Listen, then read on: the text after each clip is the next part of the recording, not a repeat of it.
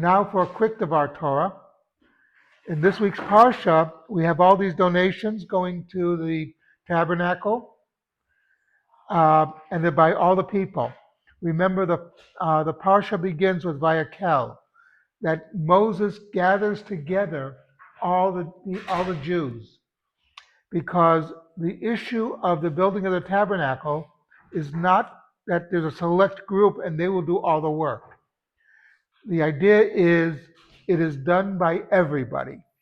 All Jews have a hand in the building of the tabernacle, because there's a very interesting concept in Judaism. There's two ways that a place becomes holy. Either from God, He made that place holy, or from the bottom up, that we make it holy. In other words, this building is a building of bricks, etc. It can be used for anything. What we do here by praying here, by our davening, is we make it holy through our actions. There's a very famous story. The Ari said that Rachel is not buried in Kever Rachel, in the grave of Rachel. Rachel's not buried in what we think is her grave. And his students asked him, so why don't you tell someone that she's not there? And he said, you don't understand.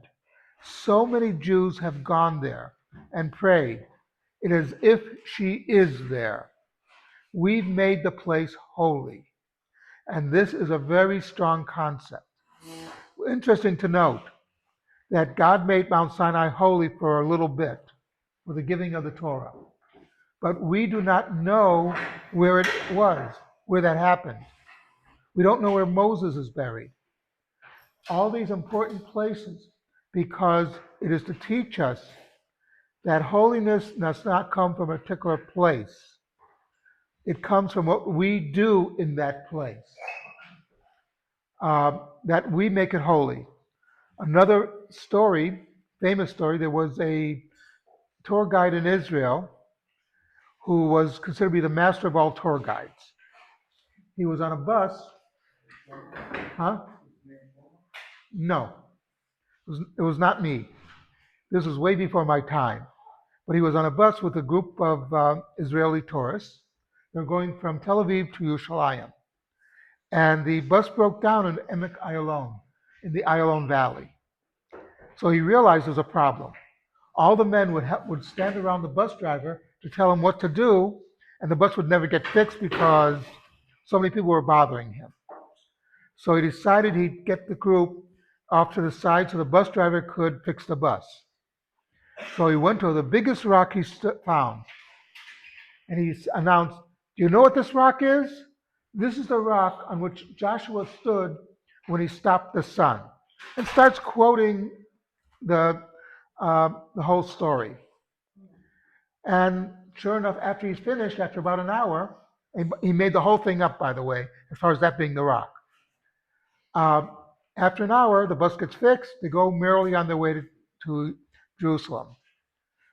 A couple years later, he's going by the same spot, and he sees these Jews davening there. Jews are praying there. He says, what's going on here? He says, don't you know? This is the rock that Joshua stood on when he stopped the sun. He realized he had made the place holy. And that's what's important. It is that we have to remember that it's our actions that make a place holy. There's been some talk about the rebuilding of the third temple, Chabad's influence. Chabad says that the rebuilding of the third temple will only come through our loving kindness one to the other. It won't come through a military thing. So we should actually try to work on that. Something to think about